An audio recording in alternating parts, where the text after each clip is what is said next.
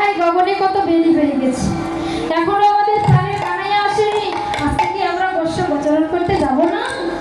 তাই কি করেছে মা, যখন শ্রীরাম সুবলের কাছে গিয়ে বলছে, তখন সুবল বলছে যে ভাই গগনে তো অনেক বেলি হয়ে গেল, আজকে কি কানাইয়া গোঠে যাবে না? কিন্তু শোন ভাই, কানাইয়া যদি গোষ্ঠে গোচরণ করতে না যায় তাহলে কিন্তু আমরা কেউ কানাইয়াকে ছাড়া গোষ্ঠে যাব না। তো এবার কি করেছে মা, শ্রীরাম বলছে সুবলকে বলছে তোরা প্রথম আজে দাঁড়িয়ে থাক, আমি গিয়ে দেখি ওই কানাই এখনো কি করেছে। আমরা তো নিতাই কানাইকে ডাকতে যাই, অভিমান হয়েছে মা শ্রীরামের। শ্রীরাম বলছে আমরা কি তার দাস হয়েছে নাকি যে প্রত্যেকদিন তাকে ডাকতে যেতে হবে?